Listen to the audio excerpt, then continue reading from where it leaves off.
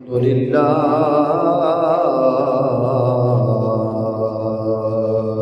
رب العالمين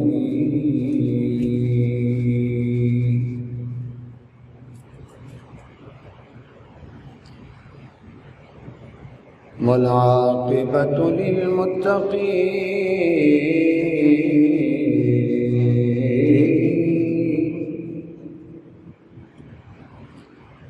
الصلاة والسلام على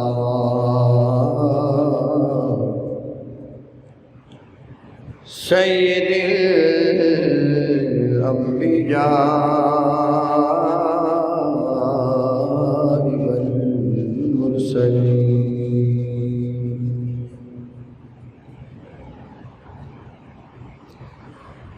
أما بعد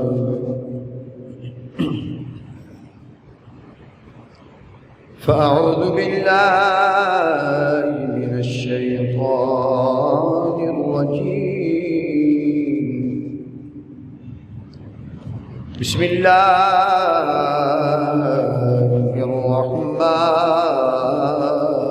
الرحمن الرحيم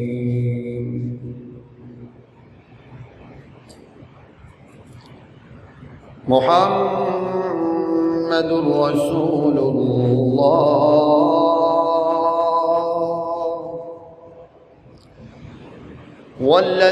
والذين آمنوا معه أشداء على الكفار رحماء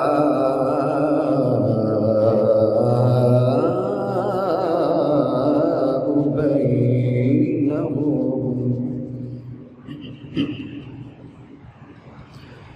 قال الله تبارك وتعالى في شان حبيبه الكريم مخبرا وآمرا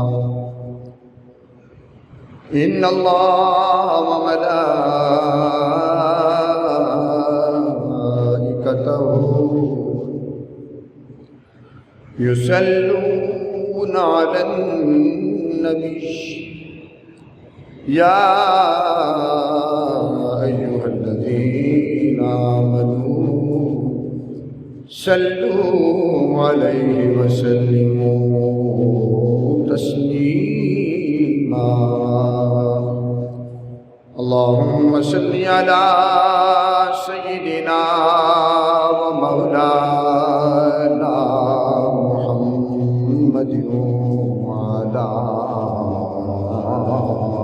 آل سيدنا ومولانا محمد وبارك وسلم عليه الصلاة والسلام عليك يا رسول الله الصلاة والسلام عليك يا حبيب الله الصلاة والسلام عليك يا سيدي يا شفيع المذنبين وعلى آلك وأصحابك يا سيدي يا رحمة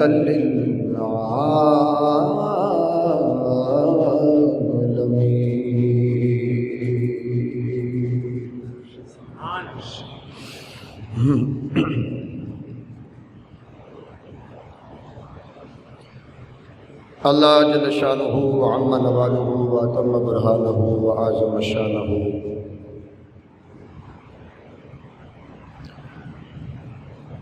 ولا الہ غیرہ کی حمد و توصیف کے بعد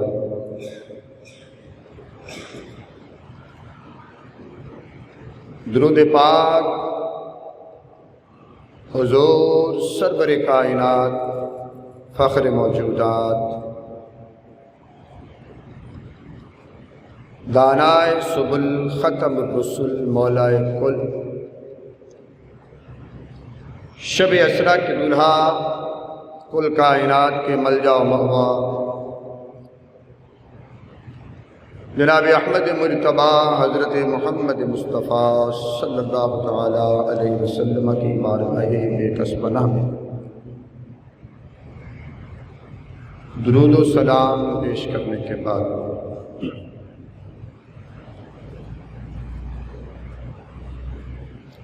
نہایت ہی واجب الاحترام میرے صاحب ایمان عزیز دوستوں، محترم بزرگوں، نوجوان ساتھیوں،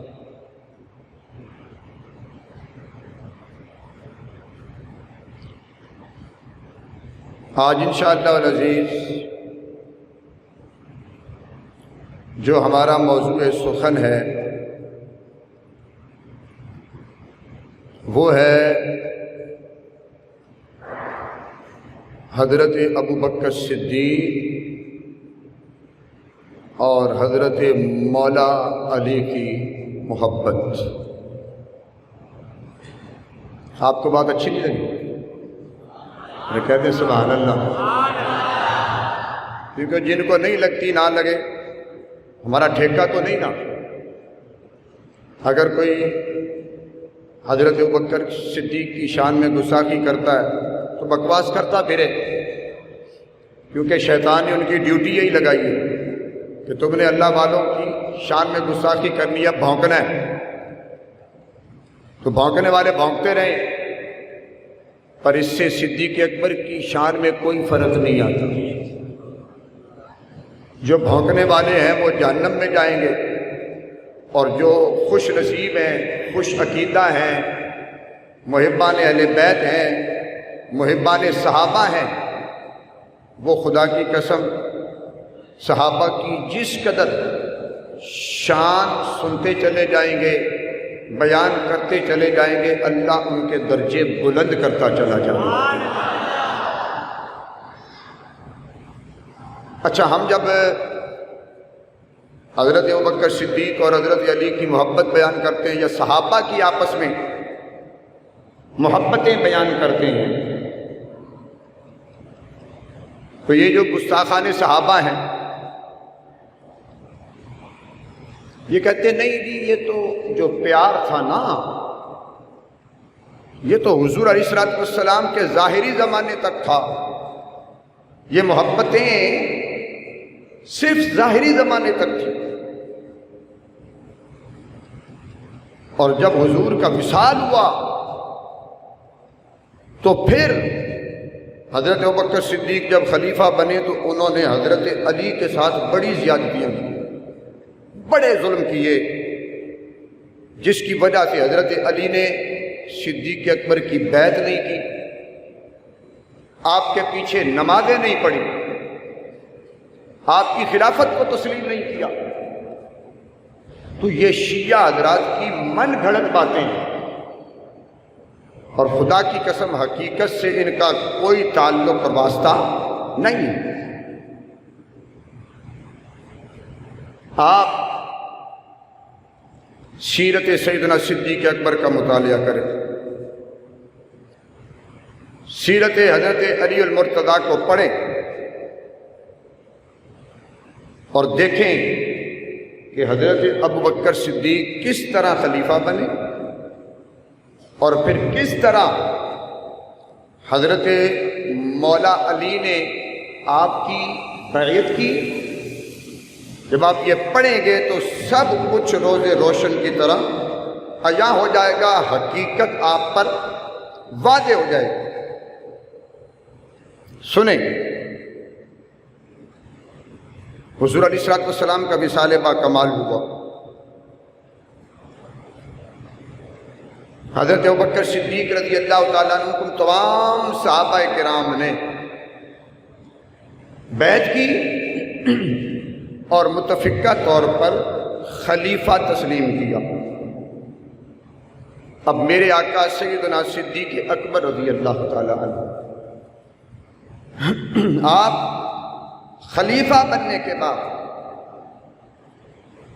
سب سے پہلے منبر ختم نبوت پر تشریف لائے، خطبہ دی،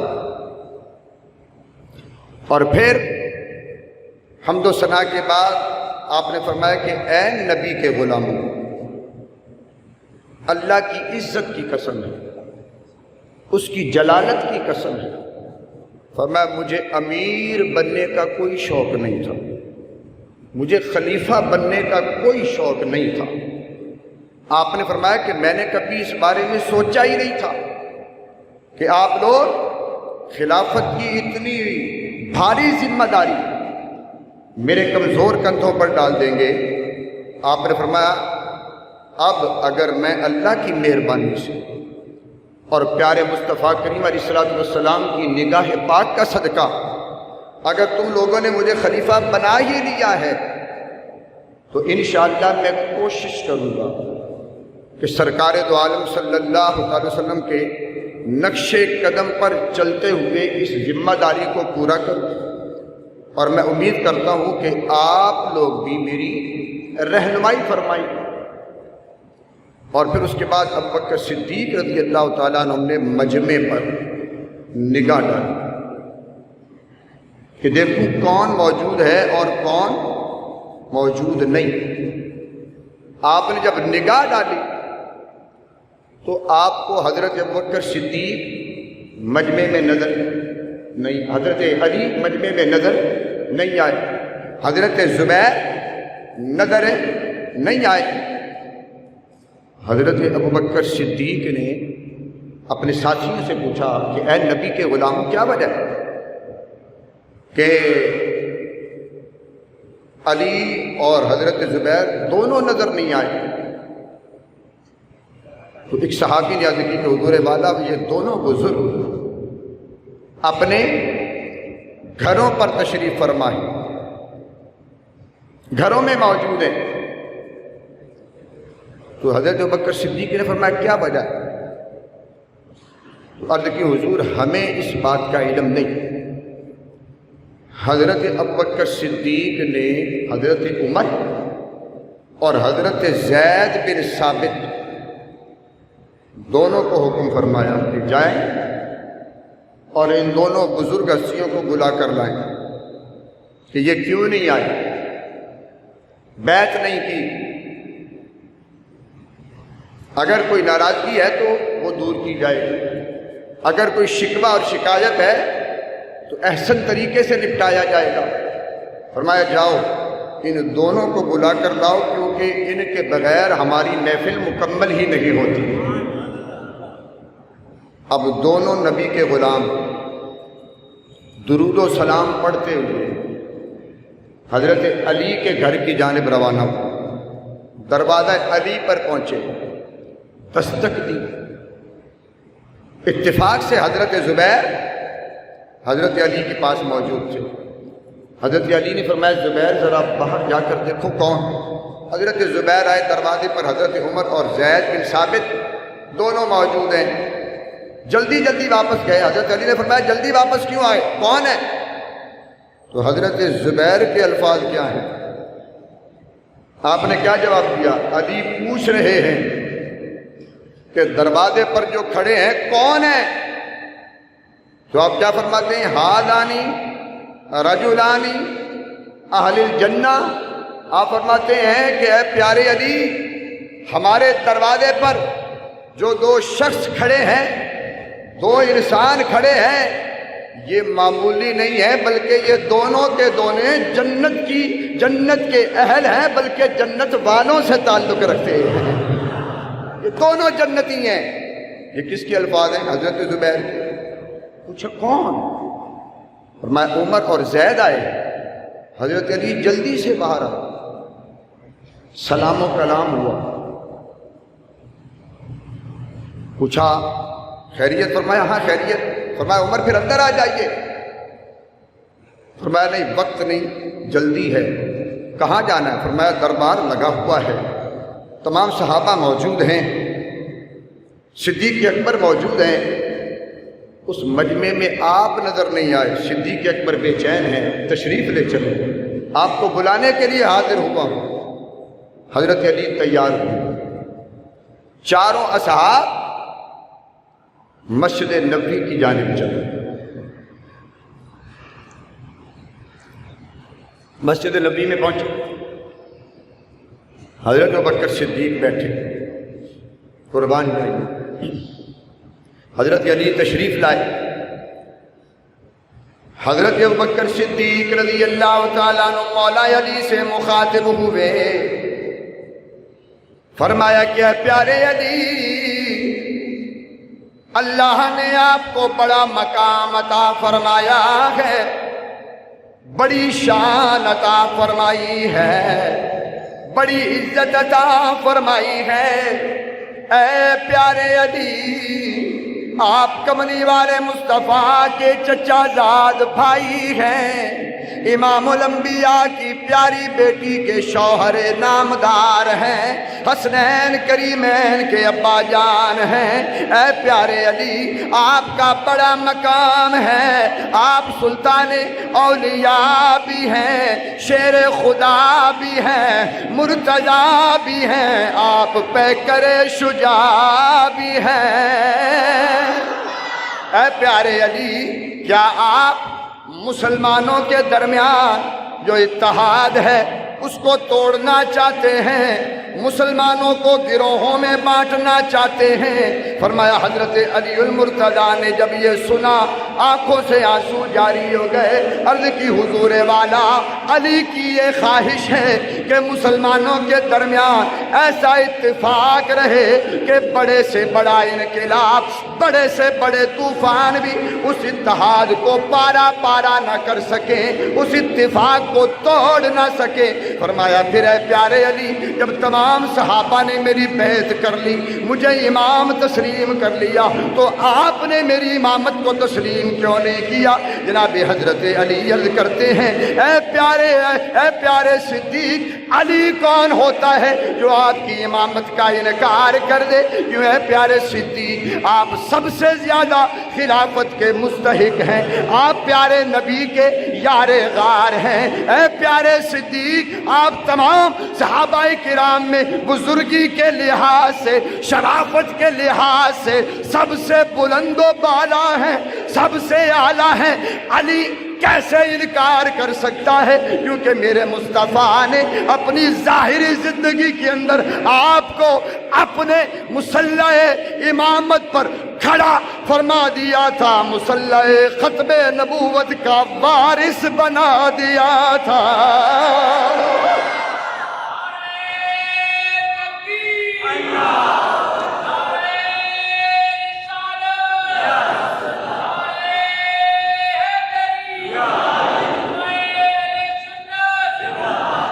عرض کی حضور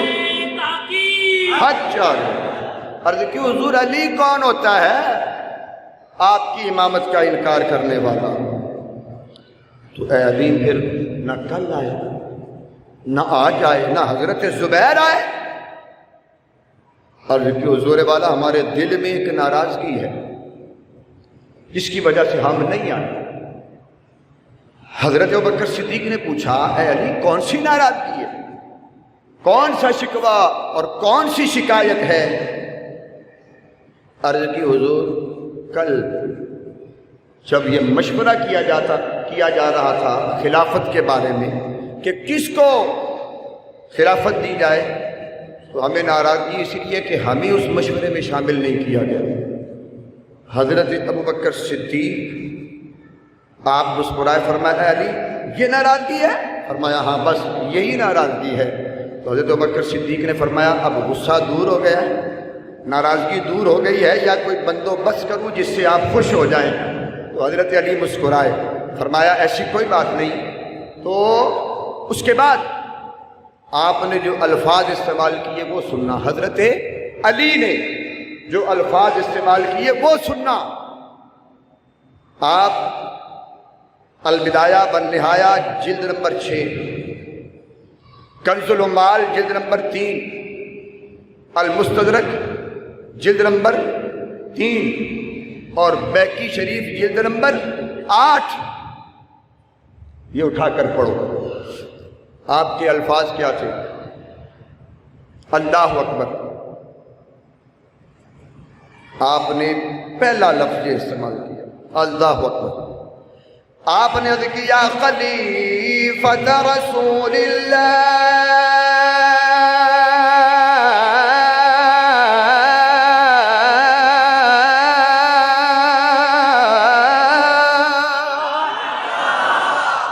آج کا کالا دل رکھنے والا کہتا میں خلیفہ نہیں مانتا ہوں، ابو بکر کو خلیفہ نہیں مانتا. میں نے کہا تو مان نہ مان. جناب حضرت ابو بکر صدیق کے متعلق علی فرما رہے یا خلیفۃ رسول اللہ، تو مان نہ مان. لیکن میرے دوستو پتہ چلا کہ علی نے جناب صدیق اکبر کی خلافت کو تسلیم کیا اور پھر کیا فرمایا ابسط یدک ابسط یدک، اے پیارے صدیق اپنا ہاتھ آگے کیجئے. فرمایا علی کیا کرو گے؟ فرمایا حضور والا آپ کے ہاتھ پر ہاتھ رکھ کر آپ کی بیعت کروں گا، آپ کی امامت اور خلافت کو مانوں گا تاکہ سب کو پتہ چل جائے کہ صدیق اکبر وہ ہے جس کی خلافت پر ہر صحابی کی بھی مرضی شامل تھی، مولا علی کی بھی مرضی شامل تھی. اب ہاتھ آگے کریں. فبسط یدا، آپ نے ہاتھ بڑھایا. فبایعہ، آپ نے بیعت کی. حضرت زبیر نے بیعت کی، مولا علی نے بیعت کی. اب توجہ کرنا، اس بات کو شیعہ حضرات کی معتبر کتاب ہے شرح نہج البلاغہ، حریری جلد نمبر 1، رحماء بینہم دوسری کتاب، اس کے اندر لکھا کہ حضرت علی اور حضرت زبیر نے 2 دن کے بعد اپنی مرضی سے حضرت ابوبکر صدیق کی بیعت کی. ناراضگی صرف یہ تھی کہ مشورے میں شامل نہیں کیا گیا، وگرنہ آپ نے اپنی مرضی سے بیعت کی.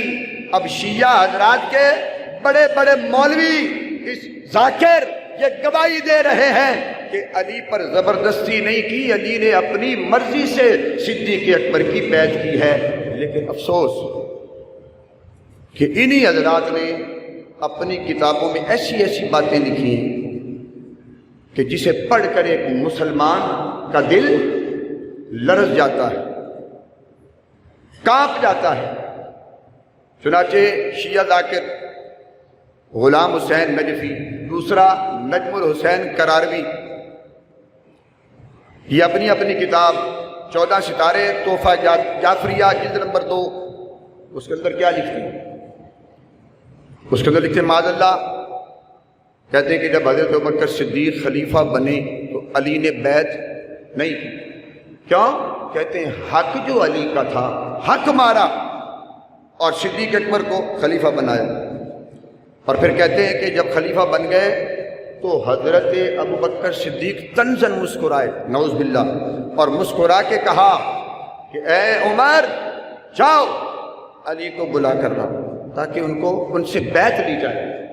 تو کہتے ہیں جو حضرت عمر ہیں وہ ہاتھ میں لکڑیاں لے کے اور آگ لے کر حضرت علی کے دروازے پر پہنچے اور باہر سے آواز دی کہ اے علی باہر آؤ اور آ کر صدیق اکبر کی بیعت کرو ورنہ تمہارے گھر کو آگ لگا دوں گا، الیاذ باللہ تعالی. تو کہتے ہیں یہ آواز سن کر سیدہ فاطمہ دروازے کے قریب آئیں اور آ کر کہا کہ عمر کچھ تو خیال کرو، اندر حسن اور حسین موجود ہیں.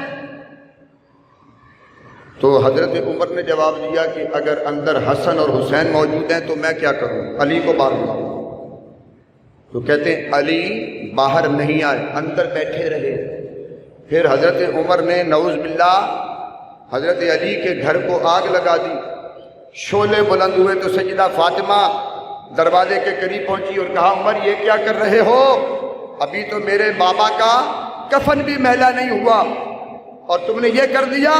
تو کہتے ہیں نعوذ باللہ حضرت عمر کو غصہ آیا، انہوں نے حضرت فاطمہ الزہرا کے پیٹ پر کوڑا مارا، دروازہ ان پر گرایا نعوذ باللہ، اور اس سے ان کا بیٹا محسن جو ان کے پیٹ میں تھا وہ شہید ہو گیا۔ العیاذ باللہ تعالی، استغفر اللہ، نعوذ باللہ، لعنت اللہ علی الکاذبین۔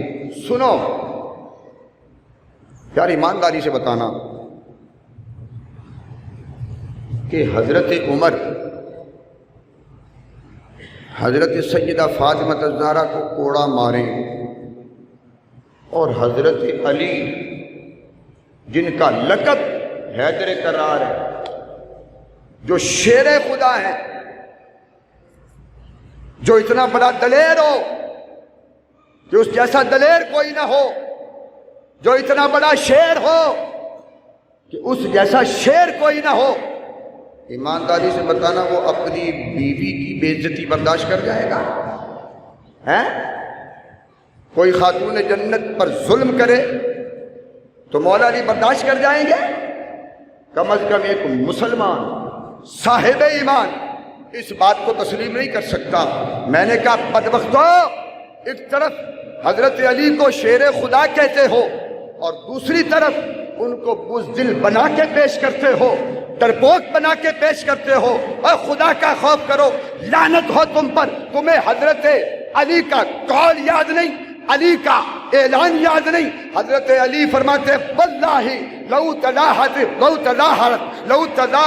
العرب لو قتالی علی قتالی لما ولیت عنہا۔ حضرت علی فرماتے ہیں علی کا یہ اعلان ہے کہ اگر پورا عرب علی کے مقابلے میں لڑنے کے لیے آ جائے تو علی پیٹھ نہیں دکھائے گا، علی میدان نہیں چھوڑے گا، جب تک علی کے دم میں دم رہے گا پورے عرب سے لڑتا رہے گا۔ یہ تمہیں یاد نہیں؟ کیا سمجھا تم نے علی؟ بڑے علی کے دیوانے بنے پھرتے ہو۔ کیا علی معاذ اللہ اتنا بزدل ہے کہ ان کے سامنے خاتون جنت کو کوڑا مارا جائے، آپ کی زوجہ کو؟ اور حضرت علی دیکھتے رہے، کیوں ایسی باتیں کرتے ہو؟ شرم کرو، حیا کرو، کیوں ان کی مبارک روحوں کو تکلیف دیتے ہو؟ سنو، خدا کی قسم ہم سنیوں کا عقیدہ اور ایمان ہے کہ حضرت ابوبکر اور حضرت عمر، آپ نے حضرت علی اور سیدہ فاطمہ پر ظلم نہیں کیا، ظلم نہیں کیا، پیار کیا ہے، عداوت نہیں کی، بلکہ محبت کی ہے۔ اللہ اکبر۔ ہاں، کیوں؟ وجہ یہ ہے کہ جنہیں چن لے مصطفیٰ، وجہ یہی ہے، ظلم نہیں کیا، عداوت نہیں کیوں، جنہیں چن لے مصطفیٰ وہ ظلم کما نہیں سکتے، جنہیں چن لے مصطفیٰ، پڑھ لو، جنہیں چن لے، جس کا ایمان اور عقیدہ ہے کہ انہیں مصطفیٰ نے چنا ہے، یہ مصطفیٰ کے چنے ہوئے، وہ پڑھ لے جنہیں چن لے، جنہیں چن لے مصطفیٰ، جنہیں چن لے وہ ظلم کما نہیں سکتے، اور جنہیں پڑھائے خیر الورا، جنہیں کسی کو کوئی پڑھائے، کسی کو کوئی پڑھائے، یہ وہ صحابہ ہیں کہ ان کو پڑھانے والے خود کملی والے آ کر فرمائے جنہیں پڑھائیں خود میرے آقا، وہ اس کو بھلا نہیں سکتے، اور جنہیں دین سکھائے خیر الورا، جنہیں دین سکھائے خیر الورا، وہ اس دین کو گواہ نہیں نہیں سکتے، اور جنہیں جنتی فرمائے محبوب خدا، جنہیں جنتی فرمائے محبوب خدا، سائم وہ دوزخ میں جا نہیں سکتے۔ ذرا بلند آواز سے کہتے ہیں سبحان اللہ۔ میرے دوستو، جناب کملی والے مصطفیٰ کریم علیہ الصلوۃ والسلام، آپ کا بھی سال مبارک ہوا۔ تمام صحابہ کرام نے، جناب حضرت علی المرتضیٰ نے، سب نے بغیر کسی ڈر کے، بغیر کسی خوف کے جناب حضرت ابوبکر صدیق کی بیعت کی۔ اور میرے دوستو، جب جناب حضرت ابوبکر صدیق مصلی امامت پر کھڑے ہوئے تو یہ کالے دل والا کہتا ہے کہ جی حضرت علی نے پیچھے نمازیں نہیں پڑھی، ان کے پیچھے نماز نہیں پڑھی۔ جھوٹ نہ بول، لوگوں کو گمراہ نہ کر، خدا کی قسم۔ جناب سیدنا صدیق اکبر جب مصلی امامت پر کھڑے ہوئے، جناب حضرت علی نے ان کے پیچھے نمازیں پڑھنا شروع کی۔ اٹھا البدایہ والنہایہ جلد نمبر 5، حضرت علامہ ابن کثیر فرماتے ہیں فَإِنَّ عَلِيَّ بْنَ أَبِي طَالِبٍ لَمَا يُفَارِقُ الصِّدِّيقَ فِي وَقْتٍ مِنَ الْأَوْقَاتِ۔ آپ فرماتے ہیں کہ حضرت علی المرتضیٰ نے کوئی نماز حضرت ابوبکر صدیق سے جدا نہیں پڑھی۔ ہر نماز، فجر کی نماز پڑھی تو صدیق اکبر کے پیچھے پڑھی، ظہر کی نماز پڑھی تو صدیق اکبر کے پیچھے پڑھی، عصر کی نماز پڑھی تو صدیق اکبر کے پیچھے پڑھی، مغرب کی نماز پڑھی تو صدیق اکبر کے پیچھے پڑھی، عشاء کی نماز پڑھی تو صدیق اکبر کے پیچھے پڑھی۔ فرمایا کہ جب تک صدیق اکبر اس دنیا میں موجود رہے، علی ہر نماز صدیق اکبر کے پیچھے ادا کرتے رہے۔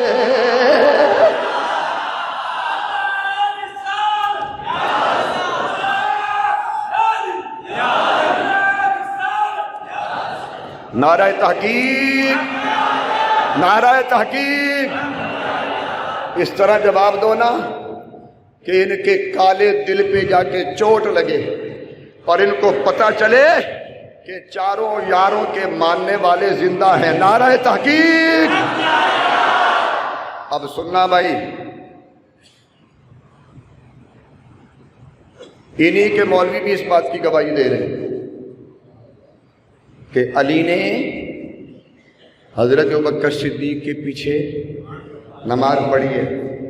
ان کے چوٹی کے مجتہد علامہ حیدری نے حملہ حیدری میں لکھا، علامہ باقر مجلسی نے مرآت العقول کے اندر لکھا، علامہ قمی نے تفسیر قمی کے اندر لکھا، علامہ احمد بن علی تبرسی نے احتجاج تبرسی کے اندر لکھا، اور ذاکر طوسی نے تلخیص الشافی کے اندر لکھا۔ کیا لکھتے؟ ثم قام علی المرتضیٰ کھڑے ہوئے، وتحیہ للصلاۃ نماز کا ارادہ کیا، وحضر المسجد مسجد میں حاضر ہوئے، ووقف خلف ابی بکر وصلی لنفسہ۔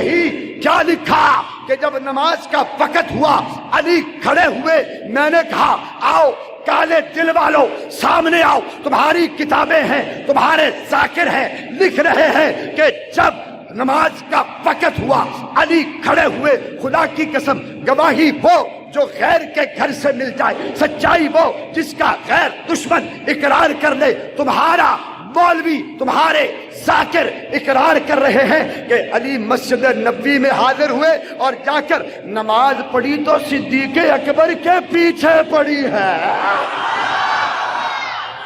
اوہ ہماری نہیں اپنوں کی مان لو، اور ظالموں ہماری نہ صحیح اپنوں کی مان لو۔ کچھ تو شرم کرو، کچھ تو حیا کرو، اور ایمانداری سے بتانا بھائی، اگر حضرت ابوبکر صدیق کے دل میں عداوت ہوتی یا حضرت علی کے دل میں عداوت ہوتی، ایمانداری سے بتانا کہ حضرت علی منافقت رکھتے ہوئے کبھی حضرت ابو بکر صدیق کے پیچھے نماز پڑھ سکتے تھے؟ بولو تو صحیح۔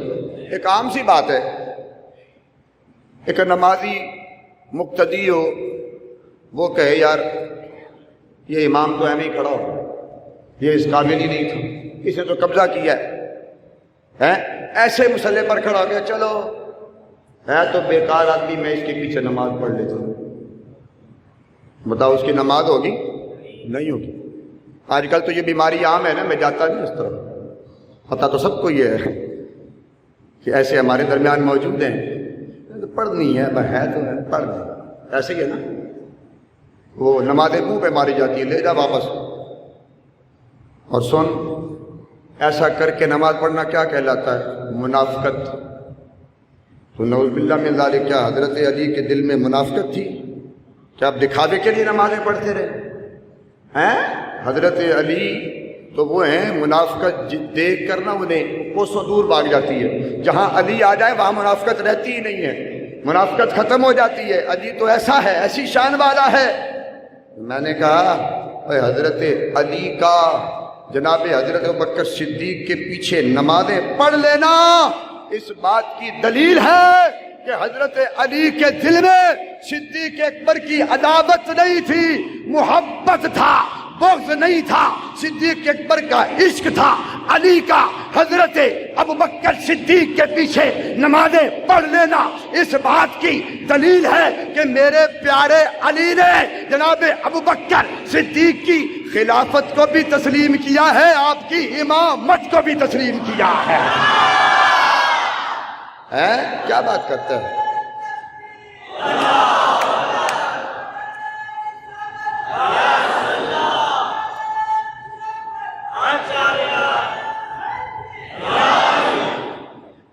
بھائی میں نے شعر اس لیے نہیں زیادہ پڑھنے کیونکہ میں باتیں سنانا چاہتا ہوں۔ کچھ لوگ ایسے نا بس علی ولی کر کے، صدیق صدیق کر کے شعر پڑھ کے وہ گئے، بس یہ شان بیان نہیں، باتیں سنو سنو، قربان جائیے، کتنی محبت تھی، کتنا پیار تھا۔ صدیق اکبر رضی اللہ تعالیٰ عنہ کے وصال کا وقت قریب آیا تو آپ بے قرار ہو گئے، طبیعت میں اداسی آ گئی، آنکھوں سے آنسو آ گئے۔ گھر والوں نے دیکھا، عرض کی امیر المومنین حکیم کو بلائیں؟ فرمایا نہیں، حکیم نے مجھے دیکھ لیا۔ کیا کہا ہے؟ فرمایا کہ اس نے کہا جو چاہو مرضی کرو، کوئی روکنے والا نہیں۔ تو سمجھ گئے کہ آپ کا وقت آخر قریب آن پہنچا ہے۔ حضرت ابوبکر صدیق نے اپنے غلام سے کہا کہ جاؤ مہربانی کرو اور حضرت علی کو بلا کر لاؤ۔ وہ گئے، حضرت علی آئے، سلام پیش کیا اور آ کر حضرت ابوبکر صدیق کے پاس بیٹھے اور حضرت ابوبکر صدیق کے ہاتھ کو اپنے ہاتھ میں لیا اور اس طرح سے تسلی دینے لگے جس طرح ایک بیمار کو تسلی دی جاتی ہے۔ اس کے بعد حضرت ابوبکر صدیق نے فرمایا اے علی، مجھے یوں لگتا ہے کہ میرا وقت آخر قریب آ گیا۔ اے علی، جب میرے جسم سے روح نکل جائے تو مجھ پر ایک احسان کر دے۔ حضرت علی کی آنکھوں سے آنسو جاری ہو گئے۔ عرض کی امیر المومنین آپ حکم فرمائیں، آپ کے لیے تو علی کی جان بھی حاضر ہے، حکم فرمائیں۔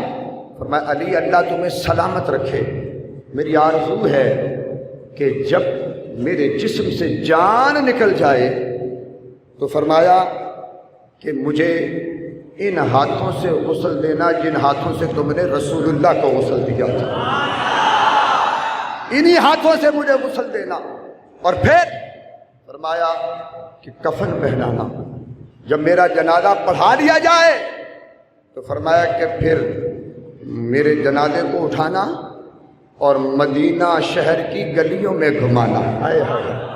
جنازے کو اٹھانا اور شہر مدینہ کی گلیوں میں گھمانا اس کے بعد روضہ انور پر لے جانا تاکہ پتہ چل جائے کہ عاشق کا جنازہ ہے، ذرا دھوم سے نکلے، عاشق کا جنازہ ہے، ذرا دھوم سے نکلے اور محبوب کی گلیوں سے ذرا گھوم کے نکلے۔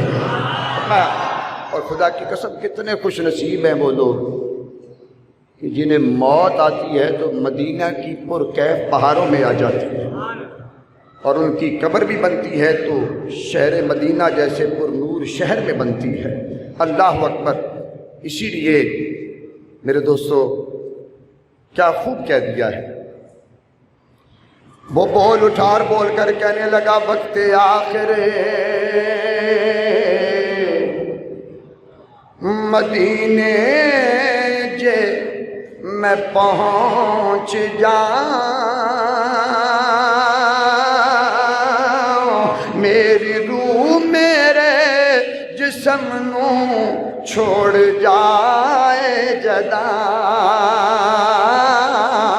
تسی میرا جنازہ میرے ساتھیوں، تسی میرا جنازہ میرے ساتھیوں، لے کے لنگڑا مدینے دے بازار چوں، پہنچ سائل تے سب دے سفینے گئے، بختہ والے ہزاراں مدینے گئے۔ اللہ آپ کے بھی بخت جگا دے، ذرا کنجوسی نہ کرو، بخیلی سے کام نہ لو۔ اللہ سب کو مدینہ المنورہ کی حاضری نصیب فرمائے۔ ذرا بلند آواز سے کہہ دو سبحان اللہ۔ پہنچ ساحل تے سب دے سفینے گئے، بختہ والے ہزاراں مدینے گئے، میرے بختاں دی کشتی بھی نام خدا،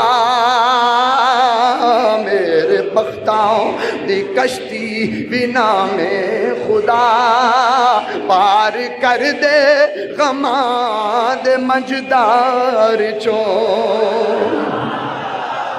پھر کہہ دو سبحان اللہ۔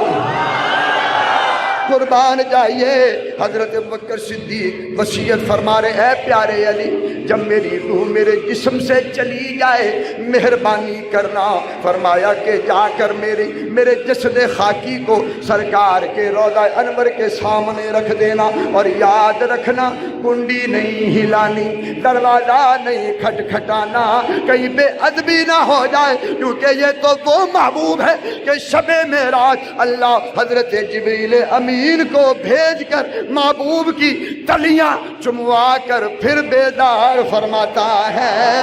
اس لیے خیال کرنا، دروازہ نہیں کھٹکھٹانا، کنڈی نہیں ہلانی، اور وہاں جا کر ادب کے ساتھ سلام عرض کرنا، درود پیش کرنا، اور پھر عرض کرنا ہے پیارے آقا ذرا نگاہ رحمت اٹھا کر دیکھو دروازے پر کون آیا ہے، آپ کی چوکھٹ پر یہ کون آیا ہے، آپ کے در دولت کے سامنے یہ کون لیٹا ہے۔ عرض کرنا پیارے آقا یہ وہ ابو بکر ہے جس کو آپ نے صدیق فرمایا ہے، یہ وہ ابو بکر ہے جو آپ کا یار غار ہے، آپ کا دیوانہ ہے، آپ کا مستانہ ہے، آپ کا دیوانہ ہے، آپ کا پروانہ ہے۔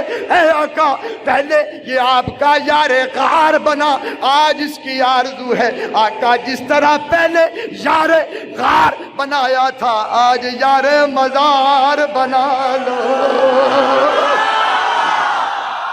اے آقا کرم فرما دو، اے آقا مہربانی فرما دو، اے آقا یہ آپ کا دیوانہ آپ کے قدموں میں لیٹنا چاہتا ہے، ریاض الجنت کی کیاری میں آخری آرام گاہ بنانا چاہتا ہے۔ آقا یہ تب ہوگا جب آپ کا حکم ہوگا اے پیارے آقا مہربانی فرماؤ۔ اے کملی والے آقا فرمایا اے علی اگر دروازہ خود بخود کھل جائے تو فرمایا کہ مجھے آقا کے دربار میں دفن کر دینا، وگرنہ فرمایا جنت البقیع میں لے جانا۔ فرمایا اے علی ذرا انتظار کرنا، دیکھنا اگر آقا لج پالی فرما دے، کرم فرما دے، اجازت عطا فرما دے تو فرمایا مجھے دربار مصطفیٰ میں لے جانا، وگرنہ جنت البقیع میں۔ کیا فرمایا اے علی میں یہ چاہتا ہوں کوئی یہ نہ کہے کہ ابو بکر زبردستی گنبد خضرا میں دفن ہوا تھا، نہیں نہیں، فرمایا اے علی میں چاہتا ہوں کہ قبر میری ہو، مرضی نبی کی ہو، دفن کرنے والا علی ہو، تاکہ کائنات کو پتہ چل جائے کہ ابو بکر وہ ہے جس پر اللہ کا نبی بھی راضی ہے، مولا علی بھی راضی۔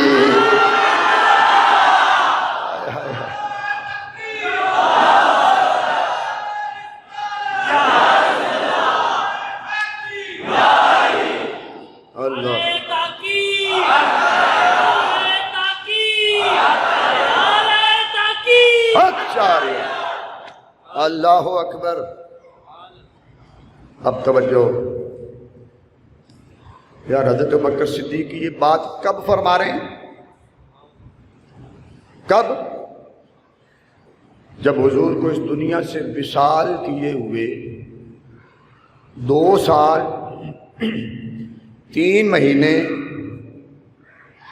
اور 10 دن گزر چکے تھے، آپ تب یہ بات فرما رہے ہیں کہ آقا سے اجازت لینا، دروازہ کھلے گا تو اندر دفن کرنا، وگرنہ نہیں۔ توجہ سنیو اور مبارک ہو، تمہیں مبارک ہو کہ ہمیں صدیق اکبر آج سے 1400 سال پہلے یہ عقیدہ دے گئے ہیں، فرما رہے ہیں کہ آقا کی بارگاہ میں جانا، فریاد کرنا، اجازت لینا، اگرچہ آقا کو اس دنیا سے رخصت ہوئے 2.5 سال کا عرصہ گزر چکا ہے، آپ فرما رہے ہیں وہاں جانا، اجازت لینا۔ گویا صدیق اکبر عقیدہ بیان کر رہے ہیں کہ یہ صرف سنیوں کا نہیں، آج سے 1400 سال پہلے نبی کی صحبت میں بیٹھنے والے صحابہ، نبی سے سبق پڑھنے والے صحابہ، نبی صاحب سے براہ راست علم حاصل کرنے والے صحابہ، ان کا عقیدہ تھا کہ آقا کی شان یہ ہے کہ وہ بعد از وصال جس طرح دنیا کے سفر میں زندہ تھے، آج اپنی مبارک قبر کے اندر بھی زندہ موجود ہے۔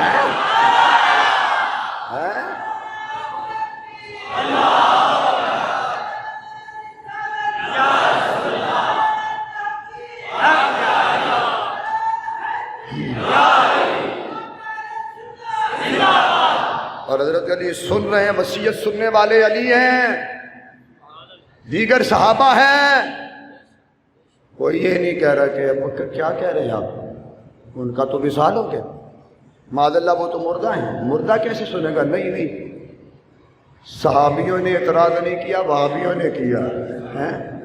صحابی خاموش ہیں، وہابی بولیں، نجدی بولیں، بولو ہم نجدی کی مانیں یا حضور کے صحابی کی مانیں ہیں؟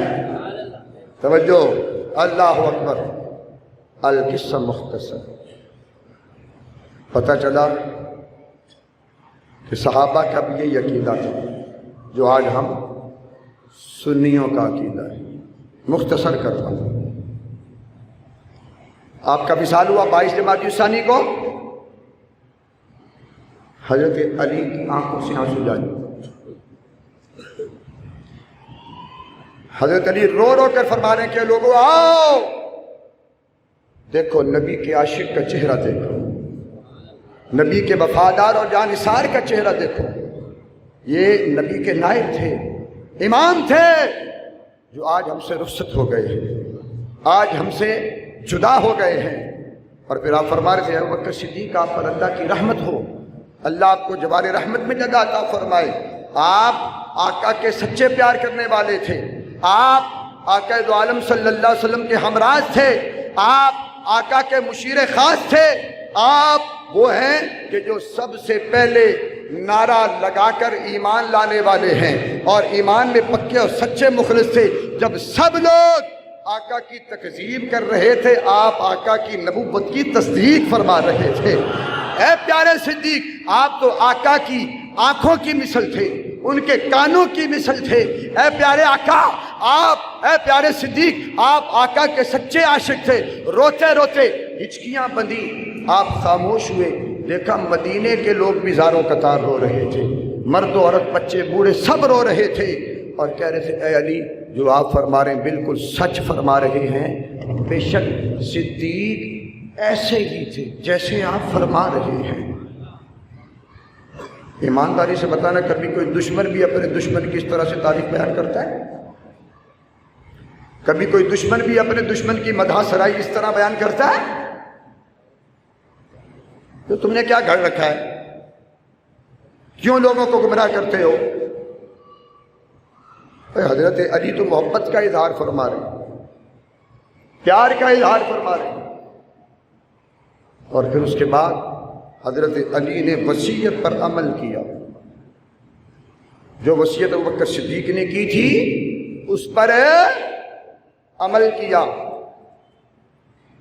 غسل بھی دیا، کفن پہنایا، مدینے کی خوشبو لگائی، حضرت عمر نے جنازہ پڑھایا، اٹھایا، روضہ رسول کے سامنے رکھا، ادب سے درودوں کے ہار، سلاموں کے گجرے پیش کیے، عقیدت کے پھول پیش کیے، مؤدبانہ عرض کی اللہ اکبر۔ مؤدبانہ آقا کے دربار کے سامنے کھڑے ہو کر، دروازہ مصطفیٰ کے سامنے کھڑے ہو کر کیا کہہ رہے ہیں؟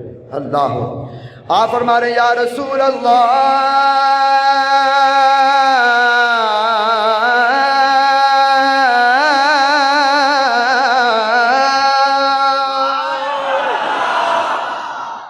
کملی والے آقا، ہادہ ابی بکر یستاذن، ابو بکر حاضر ہیں، آپ کے یار غار، اے پیارے آقا، بدر کے ساتھی، خیبر کے ساتھی، احد کے ساتھی، سفر کے ساتھی، حدر کے ساتھی، جلوت کے ساتھی، خلوت کے ساتھی، خوشی کے ساتھی، غمی کے ساتھی، مدینے کے ساتھی، مکے کے ساتھی، آپ کے دربار پر حاضر ہیں آقا، آپ کی منشا کیا ہے، مرضی کیا ہے؟ حضرت علی فرماتے میں فریاد کر ہی رہا تھا، میں نے دیکھا رأیت الباب قد فتح، میں نے دیکھا فریاد کر ہی رہا تھا، دروازہ مصطفیٰ کھل چکا تھا۔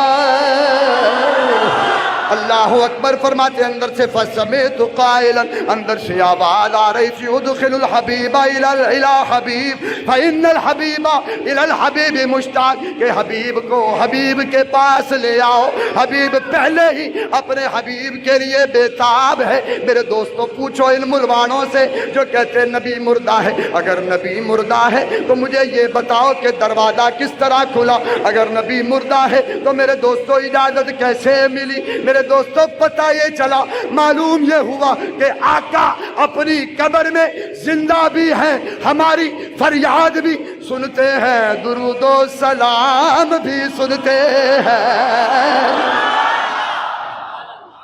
اب سننا، حضرت علی فرماتے میں لے کے اندر گیا، آواز آئی میرے ابو بکر کو دائیں پہلو لٹا دو، یہ آ گیا ہے اب نبی جانے اور صدیق جانے۔ اب توجہ، اگر آج کسی کو کسی ولی کے پاس جگہ مل جائے وہ پھولا نہیں سماتا، غوث کے پاس جگہ مل جائے اس جیسا خوش نصیب کوئی نہیں، لیکن قربان جاؤں اے صدیق آپ کی عظمت پر کہ آپ کو کسی ولی، غوث، کتب، ابدال، اوتاد کے پاس جگہ نہیں ملی۔ اے صدیق آپ کی عظمت کو ہمارا سلام ہے، آپ کی شان کو ہمارا سلام ہے، آپ کے مقام پر ہر سنی قربان ہے۔ کسی کو کہیں جگہ ملی، کسی کو کسی کے پاس، لیکن صدیق وہ صدیق ہے کہ صدیق کو اگر جگہ ملی ہے تو محمد مصطفیٰ کے قدموں میں جگہ ملی ہے۔ تو ابھی بھی بکواس کرے، تو ابھی بھی گستاخیاں کرے اور پھر گستاخی کر کے یہاں سے دفع ہو جائے، ہیں لندن چلا جائے، کالے دل والے، اللہ تیرا بیڑا غرق کرے، تجھے شرم نہیں آئی؟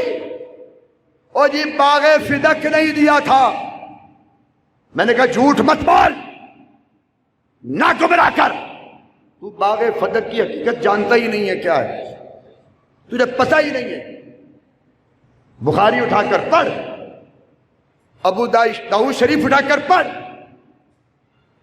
فرمایا ان فاطمہ ارسلت الی ابی بکر ارسلتہ میراثھا من النبی صلی اللہ علیہ وسلم، حضرت فاطمہ الزہرا خود نہیں گئیں، اپنے کسی عزیز خاص کو بھیجا۔ جہاں یہ الفاظ موجود ہیں کہ آپ خود گئی ہیں تو وہ اس کا اصل مقصد یہ ہے کہ آپ خود نہیں گئیں، آپ کے عزیز خاص کو بھیجا گیا تو اس کا جانا آپ کا جانا تصور ہوا۔ مثال کے طور پر کوئی وکیل مقدمہ لڑتا ہے، اس سے کہا جائے نا یہ کس کا مقدمہ ہے، تو وکیل کہتا ہے یہ میرا مقدمہ ہے، یہ میرا کیس ہے، حالانکہ وہ مقدمہ کیس اس کا بلکہ کس کا ہوتا ہے، جس کی طرف سے وہ کیس لڑ رہا ہوتا ہے۔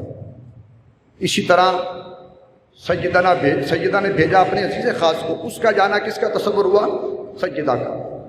تو حضرت ابوبکر صدیق نے اس پیغام رساں کو فرمایا کہ آپ جاؤ، میں خود بات کروں گا۔ آپ تشریف لائے، مختصر باتیں بہت ہیں، میں مختصر کر، تشریف لائے اور آ کر آپ نے سیدہ سے فرمایا کہ اے سیدہ، اور یہ بات ان کی کتابوں میں لکھی ہے، ان کی کتاب ہے ملا باقر مجلسی کی حق الیقین شیعہ، مرزا محمد تقی شیعہ، اس کی کتاب ہے ناسخ التواریخ، لکھا کہ آپ نے فرمایا کہ آپ امام الانبیاء کی پیاری بیٹی ہیں، آپ سب سے بڑھ کر عزت دار ہیں، آپ گفتار میں سچی ہیں، آپ طیبہ طاہرہ عابدہ زاہدہ ساجدہ ہیں، کون ہے جو آپ سے دشمنی لے سکتا ہے اور کون ہے جو آپ کا حق مار سکتا ہے؟ اور آپ نے فرمایا کہ اے سیدہ، خدا کی قسم مجھے اپنے رشتہ دار پیارے نہیں، عزیز دوست یہ پیارے نہیں، خاندان پیارا نہیں، مجھے اگر اس کائنات کے اندر سب سے بڑھ کر اگر کوئی پیارا ہے یا مصطفیٰ پیارا ہے یا مصطفیٰ کا خاندان پیارا ہے، اور آپ مجھے اپنی بیٹی سیدہ عائشہ سے بھی زیادہ عزیز ہیں۔ فرمایا آپ نے حق مانگا ہے، کون ہے جو آپ کا حق نہیں دے گا؟ لیکن فرمایا کہ میں آپ کو آقا کا فرمان سنانا چاہتا ہوں جو آپ نے میرے سامنے فرمایا تھا، فرمایا تھا لا نورث ما ترکناہ صدقۃ، فرمایا آقا نے میرے سامنے فرمایا تھا کہ ہم نبیوں کا کوئی ورثہ نہیں ہوتا، وراثت نہیں ہوتی، ترکہ نہیں ہوتا۔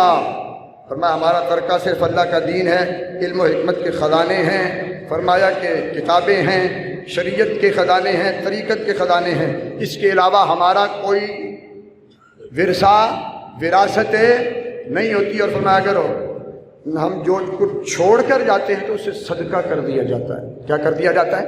صدقہ۔ تو عرض کی کہ یا سیدہ واللہ لا ادعو امرا رأیت رسول اللہ، میں تو سرکار کے اس فرمان کو دیکھ رہا ہوں، میں اس کے خلاف نہیں جا سکتا، جو آقا نے فرمایا میں اس کے مطابق کروں گا، میں اس کے خلاف نہیں جا سکتا۔ تو سیدہ پریشان ہوئی تو آپ نے فرمایا پریشان نہ ہوں، یہ غلام حاضر ہے، آپ جو حکم فرمائیں گی۔ تو باغ فدق جس طرح سرکار کے زمانے میں، کیونکہ یہ جنگ خیبر سے حاصل ہوا تھا، مال غنیمت تھا، تو جس طرح سرکار کے زمانے میں اس سے سب کی خدمت کی جاتی تھی، غرباء کی بھی، اور اس سے سرکار کے گھر والوں کا بھی حصہ، آپ کی اہل بیت کا بھی حصہ دیا جاتا تھا۔ تو جس طرح سرکار نے باغ فدق کا استعمال جاری رکھا، حضرت ابوبکر صدیق نے بھی اسی طرح جاری رکھا۔ تو اب یہ کیا لکھتے ہیں؟ کہتے ہیں نہیں جی وہ تو سیدہ 40 دن تک چکر لگاتی ہے۔ ابوبکر صدیق نے سنا ہی، 9 گھنٹے اپنے دربار میں کھڑا رکھا، اور میں نے کہا بدبخت کہ تو سوچتا کیوں نہیں کہ 9 گھنٹے کوئی نبی کی بیٹی کو اپنے دربار میں کھڑا رکھے کوئی برداشت کر سکتا ہے؟ اور ایک گندا سے گندا سیاستدان بھی ہو نا، اگر کسی کی بیٹی چلی جائے نا تو وہ کہتا ذرا ٹھہرو، یہ کسی کی بہن بیٹی آئی، میں اس کی بات سنوں، اور تو ابوبکر صدیق کے بارے میں بکواس کرتا ہے کہ 9 گھنٹے کھڑے رکھا؟ کیا حضرت عباس برداشت کرتے رہے؟ حضرت علی برداشت کرتے رہے؟ آل رسول کے فرزند وہاں تشریف فرما تھے، سب برداشت کرتے رہے؟ صحابی رسول سب کے سب برداشت کرتے رہے؟ اور کچھ تو عقل سے کام لو جاہلو، کیوں جہالت والی باتیں کرتے ہو؟ کیوں سیدہ فاطمہ الزہرا کی شان کو دنیا کے سامنے گھٹا کر پیش کرتے ہو؟ کیا نبی کی بیٹی اتنی بے بس تھی؟ کیا نبی کی بیٹی چند 4 کھجوروں کے لیے 9 گھنٹے لائن میں لگ کر کھڑی رہی؟ اوہ خدا کا واسطہ ہے شرم کرو، تمہیں پتہ نہیں ہے کہ سیدہ فاطمہ الزہرا یہ رسول خدا کی بیٹی ہے، سیدہ فاطمہ الزہرا یہ مولا علی کی زوجہ ہے، سیدہ فاطمہ الزہرا یہ حسن کی والدہ ہے، حسین کی والدہ ہے؟ تمہیں پتہ نہیں ہے کہ جناب سیدہ فاطمہ وہ ہے کہ جن کے گھر کی چکی فرشتے آ کر چلایا کرتے تھے؟ یہ وہ سیدہ فاطمہ الزہرا ہے کہ جن کے بچوں کا جھولا جناب جبریل امین آ کر جھلایا کرتے تھے؟ کیا سورۃ الدہر قرآن میں گواہ نہیں کہ یہ وہ سیدہ ہے کہ جن کے دروازے پر حضرت جبریل امین 3 دن تک مسلسل سوالی اور منگتا بن کر تشریف لایا کرتے تھے؟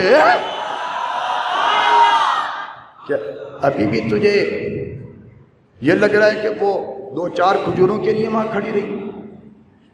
اور گھٹیا لوگوں، گھٹیا سوچیں، کیوں گمراہ کر رہے ہو لوگوں کو؟ کچھ تو شرم سے کام لو یار، کچھ تو حیا ہوتی ہے، وہ بھی تمہارے اندر نہیں ہے، بالکل کورے ہو۔ بھائی فیصلہ کن بات کر رہا ہوں۔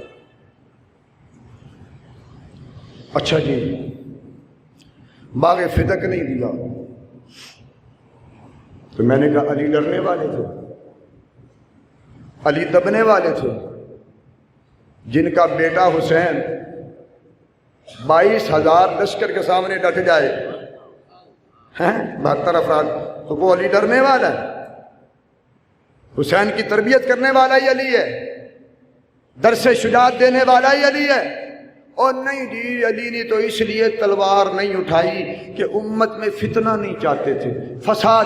اچھا میں نے کہا مان لیا، یہ بتا چلو جی ابوبکر صدیق نے باغ فتح نہیں دیا، حضرت عمر نے بھی نہیں دیا، حضرت عثمان نے بھی نہیں دیا۔ میں نے کہا یہ سوچ کے بتا جب مولا علی خلافت پر آئے تو آپ نے خود باغ فتح کیوں نہیں لیا؟ آپ کو سمجھ نہیں آئی؟ میں نے بڑی بات کر دی ہے، سمجھ نہیں آئی؟ ان سے پوچھو، اور کالے کپڑے والوں جواب دو، ہے تمہارے پاس اس کا جواب؟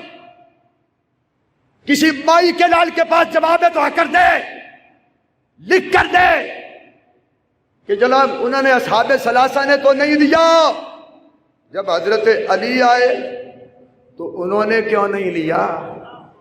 بھائی ان کو کوئی روک سکتا تھا؟ وہ خلافت پر تھے، سب چیز ان کے قبضے میں تھی، پھر کیوں نہیں لیا؟ وجہ کیا ہے؟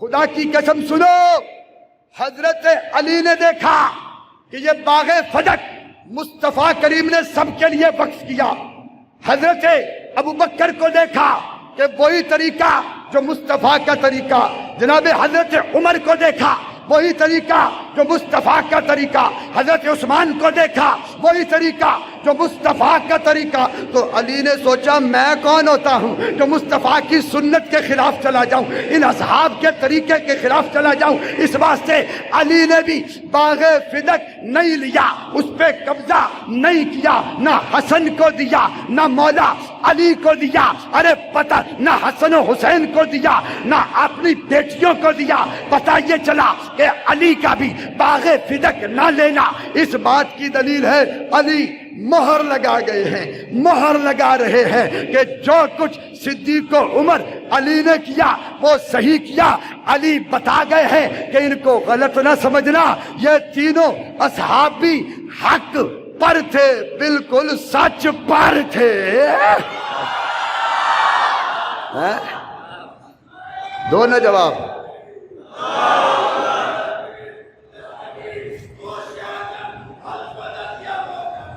یا علی مدد یا غوث اعظم، ہیں دو نا جواب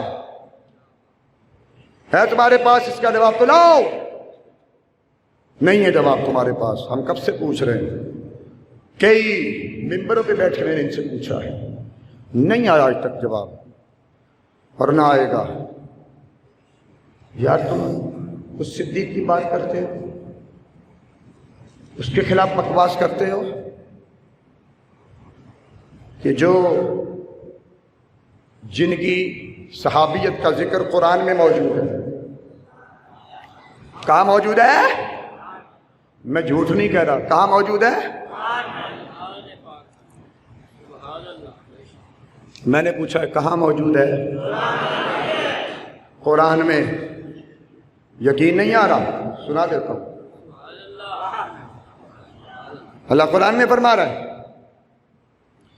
فرمایا اذ یقول لصاحبہ،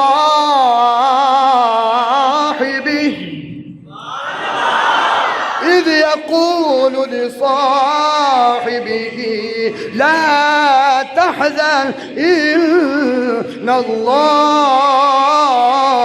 معنا۔